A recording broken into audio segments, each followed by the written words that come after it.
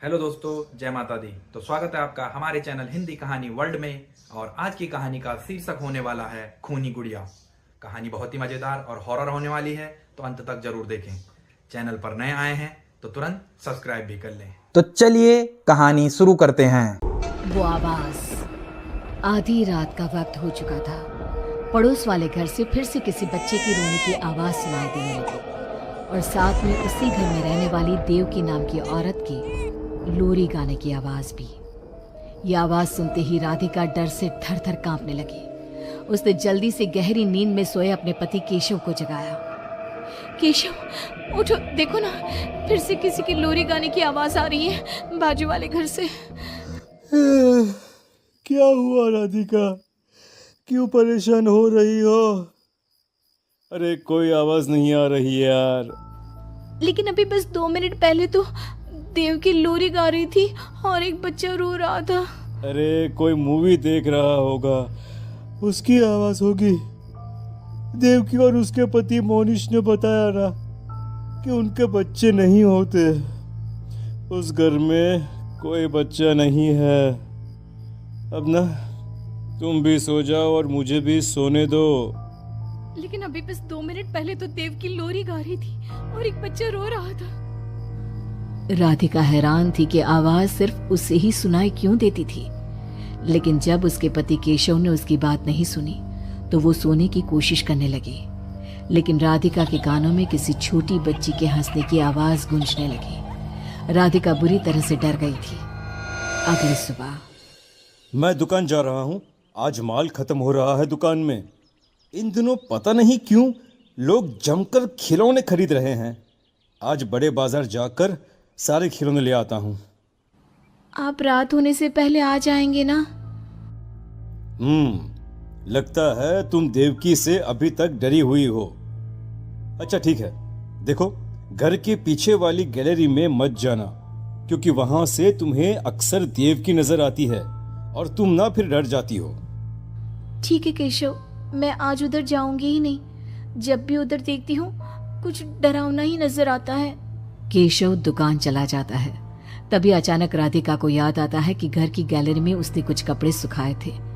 डरते हुए वो वहां जाती है।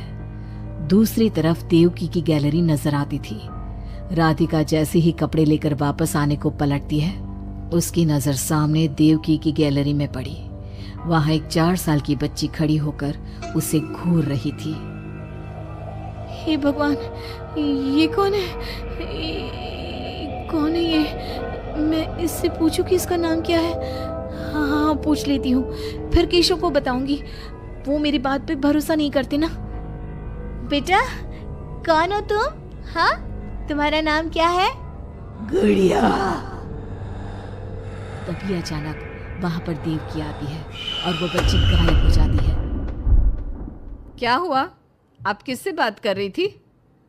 वो यहाँ पे मैंने एक लड़की को देखा था। वो कौन थी? कहाँ गई वो अभी? कौन लड़की? मैंने कहा ना, मेरे घर में कोई बच्चा नहीं है। मैंने देखा था, वो यही थी। वो आपके पीछे कौन है? राधिका को फील होता है कि किसी ने उसे धीरे से पुकारा, आंटी।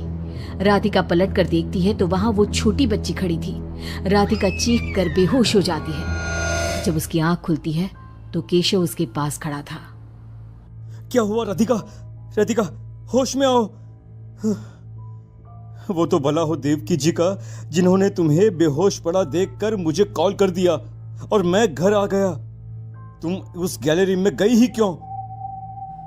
केशव, वो लड़की यहाँ आ गई थी और वो देवकी, वो ठीक औरत नहीं है। तुम पागल हो गई हो राधिका। आज देवकी जी ने ही मुझे तुम्हारे बारे में बताया।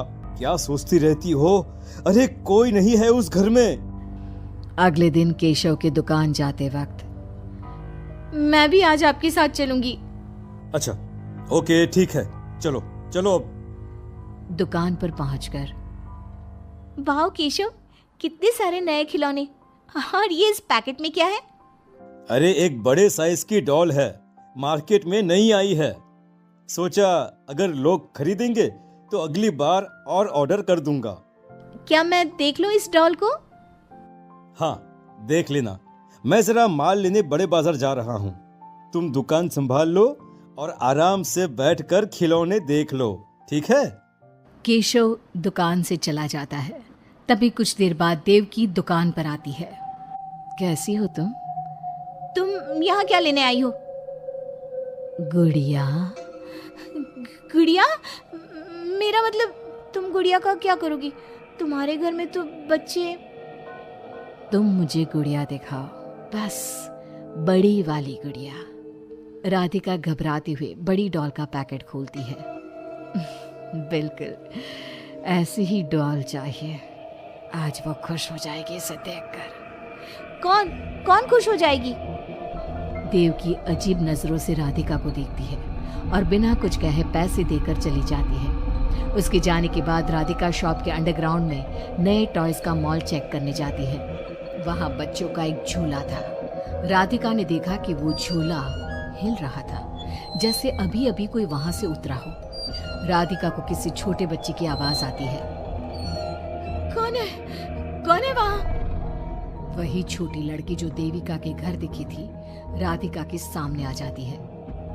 आंटी, मुझे गुड़िया चाहिए, वो बड़ी वाली।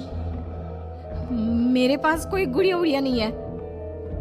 बड़ी गुड़िया चाहिए, मुझे दे दो, नहीं तो मैं ये सारे खिलौने जिंदा कर दूंगी और फिर वो आपको मार डालेंगे। कौन हो तुम? मैंने कहा ना नहीं है मेरे पास बड़ी गुड़िया। अभी तो थी ना, कहाँ गई? वो देवकी ले गई अपने साथ।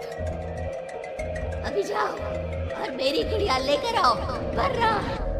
उस छोटी लड़की के नाखून बड़े हो जाते हैं और पैर उल्टे। वो बहुत ही खौफनाक दिखने लगती है। नहीं नहीं, देखो, मैं अभी जाकर तुम्हारी गुड़िया लाती हूँ। तुम यहीं रुको। नहीं, मैं तुम्हारे साथ चलूंगी, कहीं तुम भाग गई तो। राधिका शॉप से निकलकर तेज स्पीड में सड़क पे चलने लगती है। उसने पलट के देखा तो वो लड़की साए की तरह उसका पीछा कर रही थी। राधिका देवकी के घर पहुंचती है। दरवाजा खुला था। राधिका अंदर गई, वहां कोई नजर नहीं आया, बस सामने वो गुड़िया रखी थी। राधिका चुपचाप गुड़िया को उठा के वहां से आने लगती है। पीछे से आवाज आती है। रुको, ये क्या कर रही हो? मेरी गुड़िया कहाँ ले जा रही हो? देखो देवकी, ये गुड़िया मुझे ले जाने दो, वरना वो लड़की। ओह, तो उसने तुम्हें डराया। उसे तो मैं बुलाती हूँ। गुड़िया, जरा यहाँ आना बेटा। मम्मा, क्या हुआ? मेरी लाडो गुड़िया को बहुत पसंद है। देखो ना, 10 साल की हो गई, अब तक डॉल से खेलती है। ये तो वही लड़की है, और ये 10 साल की नहीं, 5 साल की है। हाँ, लेकिन जब उस कार एक्सीडेंट में मर गई तब 5 की थी, अब तो 10 की हो गई है ना। मतलब ये मेरी बेटी है और मरने के बाद भी मेरे साथ है। इसे ना लोरी सुन के ही नींद आती है, और डॉल्स तो इसे बहुत पसंद है। राधिका बुरी तरह से घबरा के भागती है। भागते भागते मेन रोड पे आ जाती है। वहीं उसका एक्सीडेंट होता है और उसकी मौत हो जाती है। मगर राधिका की मौत के बाद केशव को पास वाले घर से बच्चे के रोने और लोरी गाने की आवाज सुनाई देने लगती है। तो दोस्तों, खूनी गुड़िया कहानी आपको कैसी लगी? लाइक, शेयर और कमेंट करके जरूर बताएं, और इस तरीके की और कहानियां देखने के लिए चैनल को सब्सक्राइब भी कर लें। मिलता हूं मैं आपसे अगली कहानी में, तब तक के लिए जय श्री राम।